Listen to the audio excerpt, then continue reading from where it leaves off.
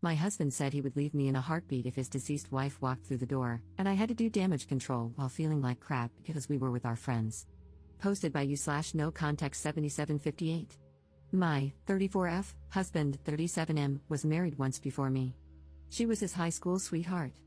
They started dating in their junior year, survived long distance during college, and got married when they were both 23, very shortly after graduating.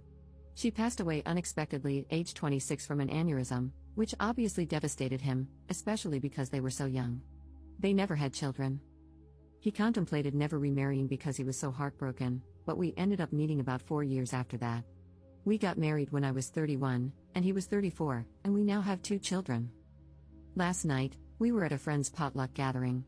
Everything was going well until one of our friends brought up a new topic related to relationships. She is newly divorced, so the conversation was about her divorce. Others chimed in with stories about past relationships from high school, college, etc. I mentioned that I never thought I would get married because my luck with men had always been terrible until I met my husband, and I said I felt very lucky to have met him. After a little while, my husband brought up his deceased wife. Everyone knows he was married before me and that she passed away. He was talking about her and then dropped a bomb, saying, if she walked through that front door right now, I'd pick up where we left off. If I'm being honest, it felt like someone put my heart into a blender and punched me in the gut as hard as they could. Everyone in the room could sense the awkwardness that followed. To avoid making a scene, I just laughed it off, even though I think it was still obvious that it hurt me. I just felt that if he still feels that way, then why are we married? I've never asked him to get over his wife.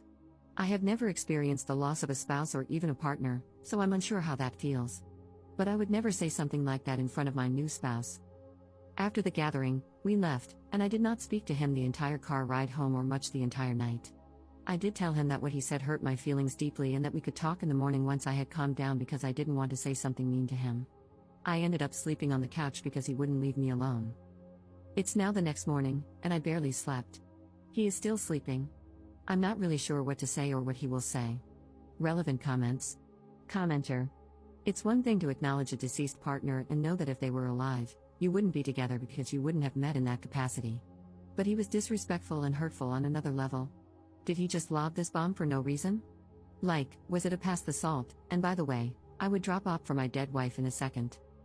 I'd be feeling like crap and angry, truly wondering what role I play in this relationship outside of being a bedwarmer. Not the jerk at all. Ops response. He started off by saying that he had never been in a serious relationship until his first wife.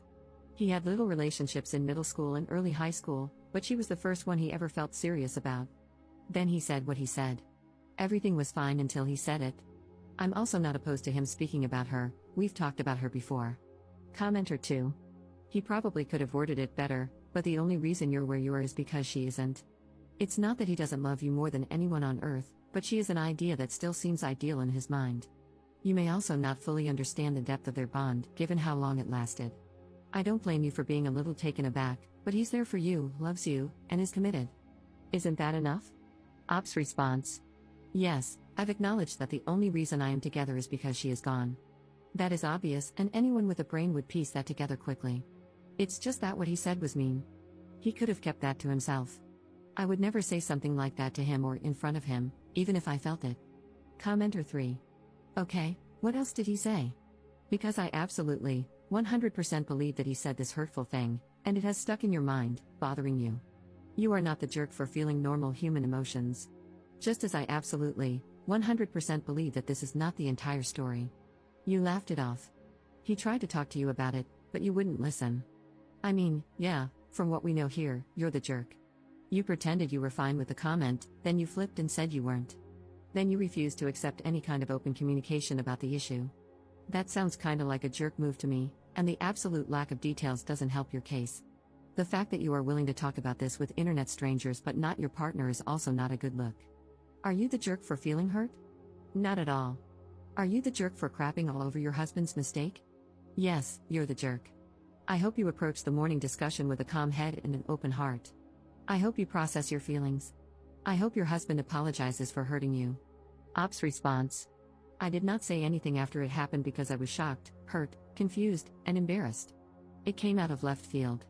I also don't think anyone was convinced I was fine with it because my laugh came out very awkward and dry and everyone kept looking at us. I was also quiet for the rest of the night, I'm a huge chatterbox. I did not speak with him once we returned home because I was not sure how to communicate what I was feeling without saying something I didn't mean, so I kept my mouth shut until I could process my feelings. It's also easier to speak with internet strangers because I'm not married to the people commenting.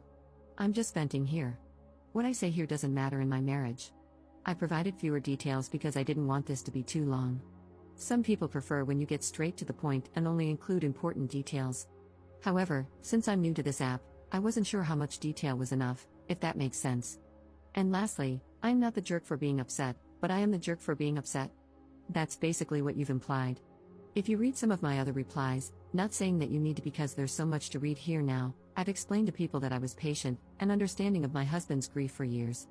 I doubt he would have found a woman so soon after his wife's passing who would have sat around and listened to him bring her up as often as he has. Not everyone is compassionate. Update 11 hours later. I also tried to reply to as many comments as I could, but they were flooding in, and I got a bit overwhelmed. I may still try to read and reply to them, many brought me to joyous and grateful tears. Also, booze was not involved in the sense that he wasn't drunk.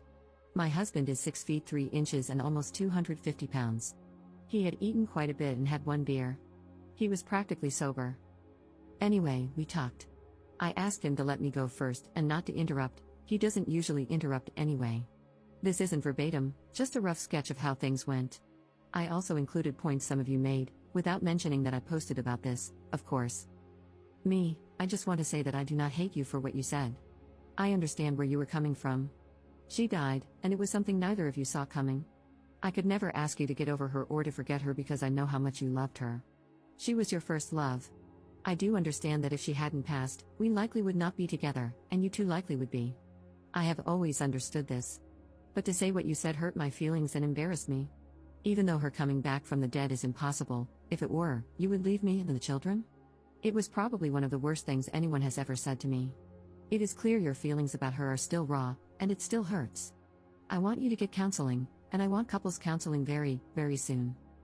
He then apologized profusely, teared up, and said how he did not mean to hurt me or embarrass me in front of our friends. He basically said that he thought about it before he went to sleep and realized that he should have kept it to himself. I mean, I can't be angry at him for what he thinks. He loved her, and she died. His feelings are also valid here. He also said that he would never leave me and the children and that what he said was just a poorly thought out and poorly worded statement. He wasn't thinking clearly, and when he said it, he immediately felt that maybe it came out wrong. I asked him how he would feel if I said that to him. He said, "Yeah, it's bad. I know. I shouldn't have said it. I wouldn't be happy. I know you aren't happy. I should have apologized in front of everyone as soon as I said it, or not have said it at all." I then asked him to think of the children and said, "It's like you saying, hey, children's names, if my dead wife walked through the door, I'd pack my bags and never speak to you guys again." And then it really got uncomfortable. After some silence, I had no idea what to say after that. He asked me if I wanted a divorce. I asked him why he thought I would want a divorce, just to see what he would say. He said he didn't know. I didn't answer his question and instead said that we needed to look into counseling, that he needed to get counseling for himself and that we would go to couples counseling. I told him that if the answer was no, I wasn't interested in moving forward. This isn't 100% about the comment anymore. I need to know if he is willing to make the necessary changes and put in the work to fix what he messed up. Because if he were to dismiss my feelings or refuse counseling, it would mean he doesn't think this is that serious, and that he may not take me seriously. I also said this to him. Some of the comments also suggested that I take the kids elsewhere. I agreed with this because it would be difficult to get through this while also parenting. I have a very young daughter and a toddler son. They are currently with my parents for the weekend, and I'll be getting them Sunday night, so this gives us time to really work on things. He suggested that he sleep on the couch instead of me. I have nowhere else to go. I haven't told my parents because I really want to keep this between me and him as much as possible. Family and friends tend to jump to judgment too quickly and sometimes offer extreme and harmful advice. It's also embarrassing. Luckily, we both have very good insurance that will help with counseling. I told him that it seems like whatever counseling he got after her death wasn't enough, and that he wasn't consistent with it like he should have been. With trauma like that, I personally would have been in counseling for years before even considering remarriage. He agreed. He was only in it for about a year and then stopped once he moved away from his hometown. He never got back into it. He also agreed to individual and couples counseling. He kept apologizing and telling me he loved me all day. It was also so difficult to be around him because he kept looking at me. I couldn't think. It was like he would try to say something and then just stare without saying anything. With the kids gone, there's nothing to really do except talk, so we talked again right before dinner time. He asked me if I wanted him to cook or buy something. To be honest, I still wasn't hungry, so I just told him he could pick something up for himself and that I wasn't hungry. That prompted the second discussion. I realized he must feel very bad because he noticed I hadn't really eaten much all day. He kept asking me to eat. I wasn't sulking too much or anything, just doing my usual tasks but not speaking or eating as much. Because we're home together all day, he noticed this. He asked me one more time to please eat dinner with him, so I agreed. During dinner, he told me that he had looked for counselors himself and wanted me to see if I thought they were okay, and that he would keep looking. Last stretch, sorry. After all of that, I told him that we can't really predict anything until we've met with therapists. I don't want him to keep saying sorry, I want work and change. And then maybe we can move forward, but this is the first step. I don't want to just leave him. I'm also not saying divorce is off the table. I think he is still hurting from her death, and his judgment is very, very clouded. If he didn't love me, I doubt he would have apologized so many times and looked for counselors on his own. A man who doesn't love me probably would have made me look or rejected going altogether. Many people were suggesting otherwise, but I do not think he doesn't love me. I thought about this myself, cried about it, thought of my children, and cried more. I'm not staying for the kids, I'm staying because I want to at least try to fix things. If it cannot be fixed, then at least I tried. We were also very close. Some people were asking how close we were prior to marriage, maybe as a way to gauge the difference between the relationship and ours? Maybe to see if he settled? He was always very romantic, caring, and sweet to me. We've never yelled at each other. When we first started dating, he would plan dates, surprise me, and brag about me to his friends. That's why I am very confused about why he would blurt that out, unless it was just very poor brain-to-mouth coordination. I also told him that I might get a counselor for myself. I don't think I need one, someone suggested it. But I think he needs it more than I do. And because insurance companies are getting worse by the year, 3 counseling bills might be pushing it. I don't know. If I do get one, it's because I don't want to potentially resent him or doubt myself. Some people have been trying to make me doubt myself. Some of the comments were very nasty to me. I appreciate Reddit hiding comments with many downvotes, as they may be mean, but I couldn't help but click. Some of you are very mean and very nasty individuals, and I hope you find happiness one day. There could be another update in the future. I'm not opposed to making one. Thank you all for your kind words and support. I've also responded to everyone who texted me, everyone at the potluck who has my number. 3 people, there were 9 people there, not including us. They've all basically said the same thing, they can't believe he said that, they feel bad for me, they asked if everything is okay, and they said what he said was not okay, etc. He showed me some of the texts between him and his friends, and some made me cry with how kind they were towards me, basically telling him that he wasn't necessarily wrong for thinking that, but he was wrong for saying it. I told him I loved him as well, and I have never not loved him, even for a second. I said that I wasn't angry with him and didn't want him to, I guess, suffer for what he said. But I was just hurt and needed him to know that it did hurt me, and for him to respond how he saw fit, and we'd go from there. That's all for now. I could possibly answer more questions here if you have any. I try to answer some of the more frequently asked ones that I saw. Again, sorry for this being so lengthy. Have a nice weekend, everyone, and thank you again. Relevant comments. Commenter. My 2 cents, constantly telling you how sorry he is does not prove that he loves you. It proves that he realizes he messed up big time and is afraid of losing what he has. He might consider your marriage a comfortable space and your family life a convenience. I'm not saying this has to be the case, maybe he really loves you, but what I am saying is this, just being sorry is not proof of love, it's proof that he is afraid of losing something. Counseling is the way to go, good luck. Ops response.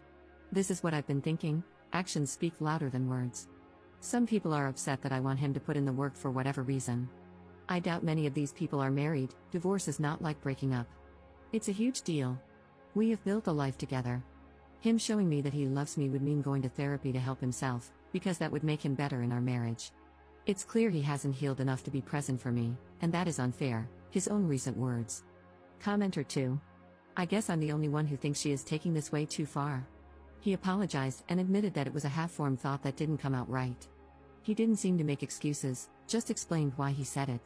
Now she is thinking about divorce and making all kinds of demands when the most he did was make an insensitive comment and start looking for counselors. You people need to stop telling her that she handled this perfectly because she didn't. She is pouting at home when she should have just accepted his apology and moved on. Being jealous of the dead wife is dumb. Op's response: no, you're not the only one. But that's okay. No one in their right mind is jealous of someone buried in the ground. If I were jealous of her, I would have asked him to never speak of her with me. Whenever he spoke of her, I never shut it down. That would have been cruel. I was a safe space for him to speak, and the only demand I made was for him to go to counseling.